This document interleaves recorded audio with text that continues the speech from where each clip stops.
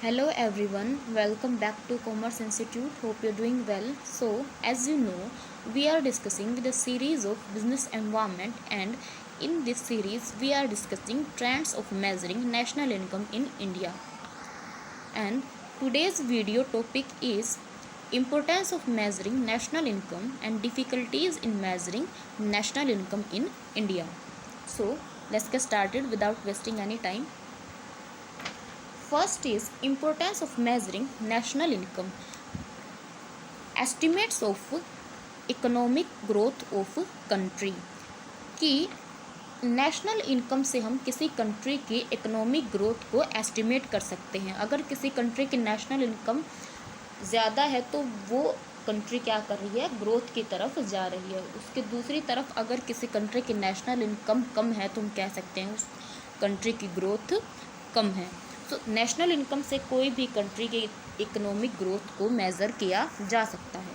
Make estimates of living standard of people कि अगर किसी कंट्री की नेशनल इनकम अच्छी है, इसका मतलब वहाँ पर बहुत सारे प्रोडक्ट और सर्विसेज को पर ईयर प्रोड्यूस किया जाता है। जब किसी कंट्री के अंदर बहुत सारे प्रोडक्ट और सर्विसेज होंगे कस्टमर के पास, तो उनका लिविंग स्टैंडर्ड क्या होगा, हाई होगा, क्योंकि उनके पास वेरियस ऑप्शंस होंगे अपने प्रोडक्ट या सर्विसेज को चूज़ करने के लिए। सो अगर किसी कंपनी की नेशनल इनकम हाई है तो we can estimate that living standard of that country people is high.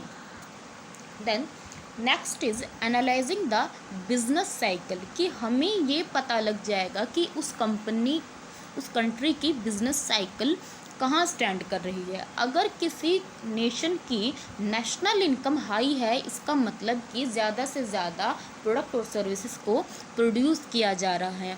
इसका मतलब है कि वहाँ पर लोगों की डिमांड है किसी प्रोडक्ट या सर्विसेज को कंज्यूम करने के लिए। अगर नेशनल इनकम ज़्यादा है मतलब कि वहाँ पर बूम की सिचुएशन है, और अगर नेशनल इनकम कम है तो इसका मतलब वहाँ पर रिसेशन की सिचुएशन है। तो नेशनल इनकम को एस्टिमेट करके हम वहाँ की बिजनेस साइकिल को एनालाइज कर सकते हैं। The next is formulating government policy. Government को अपनी पॉलिसी फॉर्मुलेट करने के लिए नेशनल इनकम को मेज़र करना पड़ता है, क्योंकि उनको वेरियस चीज़ें उससे पता लगती है। नेशनल इनकम से हम पर कैपिटा इनकम का पता लगा सकते हैं और उसके साथ इकोनॉमिक ग्रोथ का पता लगा सकते हैं, वहाँ की ट्रेड साइकिल की स्टेज का पता लगा सकते हैं। तो आप अलग अलग चीज़ें एक नेशनल इनकम के साथ एस्टिमेट करके गवर्नमेंट को इकोनॉमिक पॉलिसी फॉर्मुलेट करने में काफ़ी हेल्प मिलती है। Comparing economy with other economy, अगर वैसे हम किसी कंट्री की कंपैरिजन किसी दूसरी कंट्री के साथ करने जाएं तो यहाँ पर कंपैरिजन करना इस तरीके से बहुत डिफ़िकल्ट और कॉम्प्लेक्स हो सकता है। लेकिन नेशनल इनकम को अगर हम कंपेयर करें तो वो आपकी कंपैरिजन का काफ़ी राइट और एक्यूरेट आंसर देगी।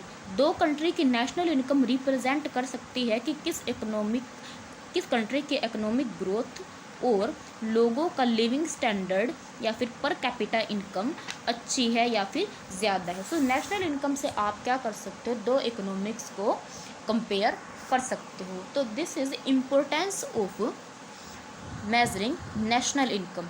एंड उसके बाद हम डिस्कस करेंगे difficulties in measuring national income कि कंट्री की डिफ़िकल्टीज़ क्या है जब हम नेशनल इनकम को मेज़र करते हैं। First is non monetize distribution sector, यहाँ सेक्टर लिखा जाएगा, नॉन मोनेटाइज सेक्टर कि आप जब नेशनल इनकम को एस्टिमेट कर रहे हो उस कंडीशन में आपकी जो सभी प्रोडक्ट और सर्विसेज हैं उनको हम मॉनेटरी क्या नहीं करते, मेज़र नहीं कर पाते। जो आपकी ट्रेड किया जाता है ज़्यादातर वो या तो ड्राइंग के रूप में यूज़ कर लिया जाता है या फिर वो एक्सचेंज के रूप में यूज़ कर लिया जाता है। तो हम उन प्रोडक्ट या सर्विसेज की जो एक्यूरेट वैल्यू है उनका पता नहीं लगा पाते, जो कि नेशनल इनकम की कैलकुलेशन में कंस्ट्रेंट का काम करता है। The next is lack of distinct differentiation in economic activity कि हम अलग अलग एक्टिविटीज़ को नेशनल इनकम एस्टिमेट करने के लिए डिफ्रेंशिएट नहीं कर पाते। एक ही पर्सन काफ़ी एक्टिविटीज़ को परफॉर्म करता है तो उसको ये नहीं पता होता कि मैं किस एक्टिविटी को किस एरिया के अंदर या फिर किस स्टेज के अंदर क्या करूँ, इंक्लूड करूँ। तो उनकी इस कमी के कारण कि वो अपनी इनकम को किस तरीके से डिफ्रेंशिएट करे, अपनी इनकम को अच्छे से नहीं क्लियर कर पाते, जो कि नेशनल इनकम के अंदर कंस्ट्रेंट का काम करता है। देन कंसेप्चुअल प्रॉब्लम्स की एक ही नेशनल इनकम को कंप्यूट करने के लिए हमारे पास वेरियस टेक्निक है, जैसे कि production technique, income technique and expenditure technique.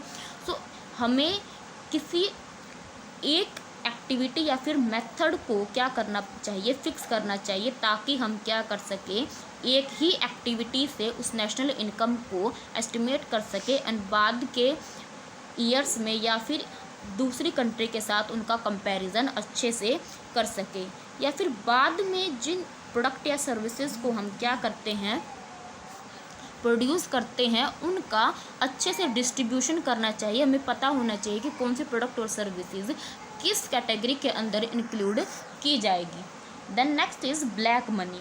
ज़्यादातर आपकी जो प्रोडक्ट या सर्विसेज हैं उनको टैक्स से बचाने के लिए आपके मैन्युफैक्चरर क्या करते हैं, कम करके दिखाते हैं। वो कस्टम ड्यूटी, एक्साइज ड्यूटी से बचाने के लिए अपने प्रोडक्ट की जो वैल्यू है उसको कम करके बताते हैं, या फिर उनको वेयर हाउस के अंदर छुपा कर रखते हैं, अपनी इनकम का, अपने प्रोडक्ट और सर्विसेज का अच्छे से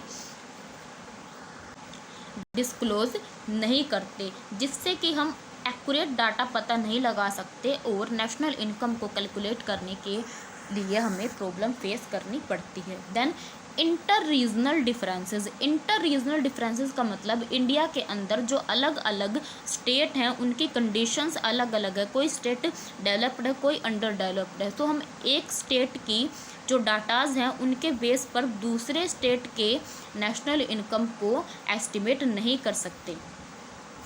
then next is non availability of data about certain income के कुछ ऐसी इनकम जो कि छोटे लेवल पर अर्न की जाती है, जो कि स्मॉल लेवल पर अर्न की जाती है, उनका अच्छे से हमारे पास कोई भी डाटा अवेलेबल नहीं होता। लोग जो कि कम लिटरेट हैं उनके पास ये सभी एक्टिविटीज़ के अकाउंट मेंटेन करने की कैपेबिलिटी नहीं होती। सो हम उन एक्टिविटीज़ का, उन इनकम्स का अच्छे से एस्टिमेट नहीं लगा पाते, जो कि नेशनल इनकम को कैलकुलेट करने के लिए कंस्ट्रेंट का काम करते हैं। Then mass illiteracy.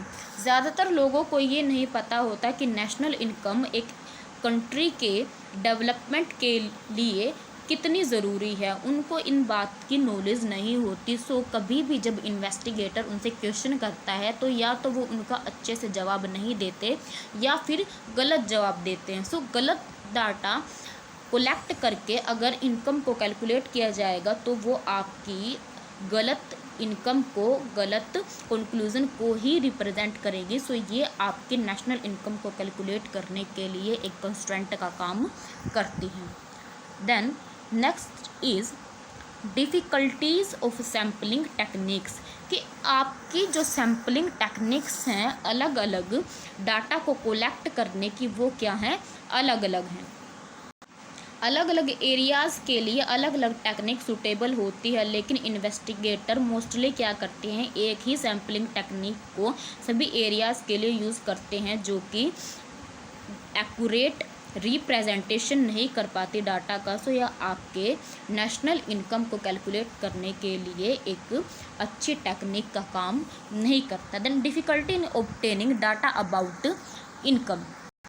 लोग टैक्स सेविंग के लिए या फिर अपने बर्डन को कम करने के लिए अपनी इनकम को कम या फिर गलत बताते हैं, जिससे कि हमें लोगों की एक्यूरेट इनकम का पता नहीं चलता और नेशनल इनकम को एक्यूरेटली एस्टिमेट नहीं कर पाते। तो ये थे आपके difficulties in measuring national income in India, जिसके अंदर first is non monetize sector, then lack of district differentiation in economics, conceptual problems, black money, inter regional differences, non availability of data about certain income, mass illiteracy and difficulties in obtaining data about income, and difficulties of sampling technique. So this is all about today's topic, and hope this is clear.